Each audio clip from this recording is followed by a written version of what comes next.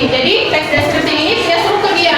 Dalam menulis teks deskripsi kita harus mengikuti struktur ketiga ini. Yang pertama ada identifikasi, yaitu pengenalan objek yang dideskripsikan.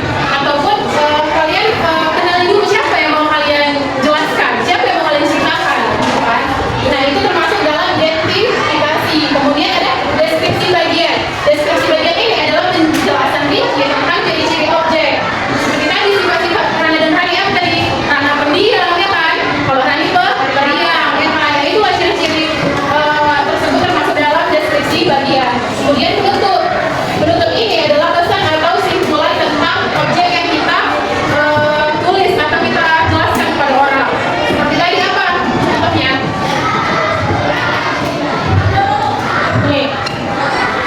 Ini, mereka ingin mengabdi pada negara tercinta Indonesia karena ingin menjadi atlet dan Rani ingin menjadi pemuda ternama. Belajar dengan tekun menjadi ikhtiar mereka untuk menggapai cita-cita.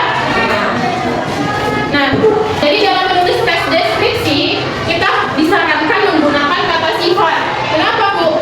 Supaya orang yang kita jelaskan apa yang kita ceritakan kepada orang itu bisa kita bayangkan gitu. Bayangkan seperti apa? Coba misalnya tadi Ibu bilang Rana adalah seorang anak. Kalian nggak bisa bayangin kan kayak mana sifatnya si Rana itu seperti apa, Rana seperti apa? Kalian nggak bisa kan? Itu kalau misalnya Rana adalah seorang anak bisa aja dia seorang anak bayi bisa aja kan? Ya kan? Nah, itu makanya dalam menulis teks deskripsi kita dilakukan menggunakan kata sifat supaya pembaca atau penonton itu bisa membayangkan di benaknya seolah-olah mereka itu bisa melihat gitu apa yang kita ceritakan. Nah, jadi dalam teks deskripsi ini kita menggunakan kalimat majemuk setara. Kenapa? Nah, karena kalau misalnya tadi Ibu bilang Rana pendiam, Rani periang, itu kayak biasa aja kan? Rana pendiam, Rani periang. Terus kemudian apa tadi lagi?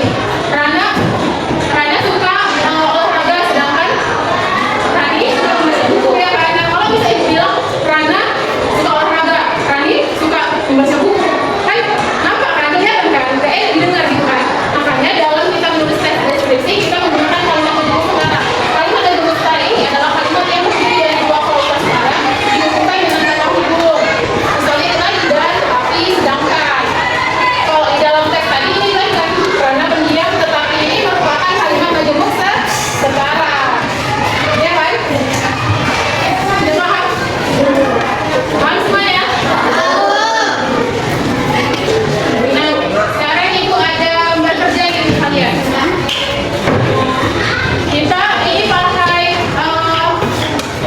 metode think, pair, share. Jadi kalau think itu kalian berpikir sendiri terlebih dahulu. Nanti kan ini gambar kerja ada 3 bagian kan. Yang pertama nih ada bacaannya nih. Kalian kerjakan sendiri terlebih dahulu, kemudian yang kedua ini ada pair. Nah, jadi kalian itu berdiskusi bersama teman-teman kalian, ya. Kemudian share ini kalian mempresentasikan hasil kerja yang sudah kalian lakukan bersama teman-teman kalian di depan kelas, ya.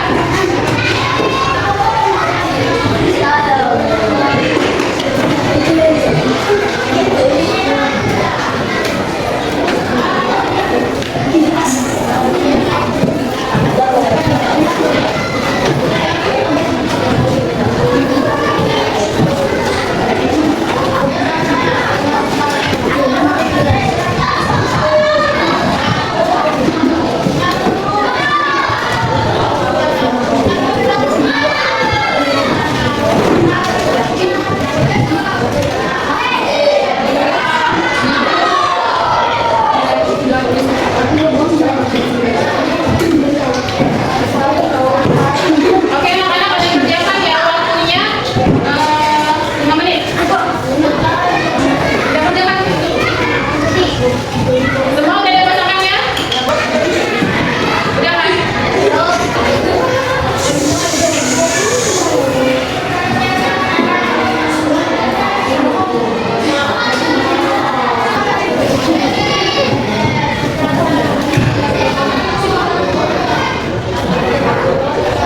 Oke, sudah pada selesai anak? Oke, coba Ibu minta 2 orang deh yang maju.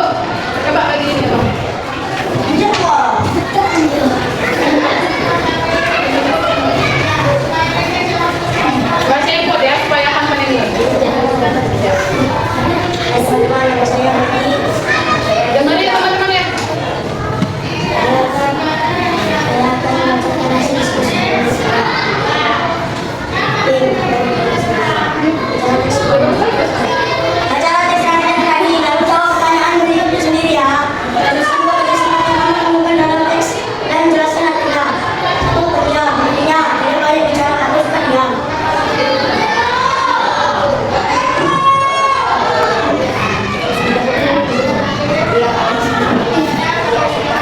Baik, dalam urutan aku diskusi bersama pasangan B.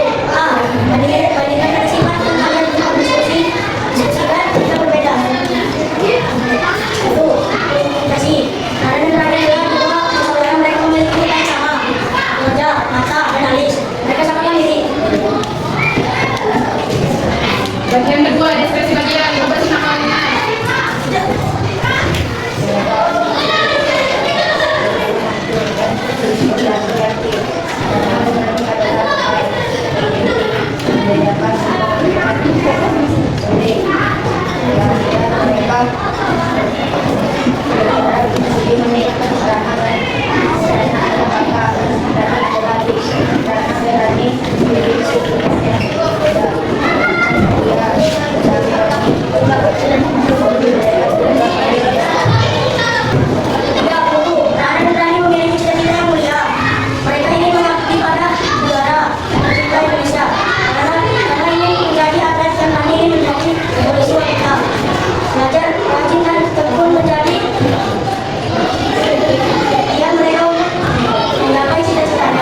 Oke, tepuk tangan, kasih tepuk tangan ya.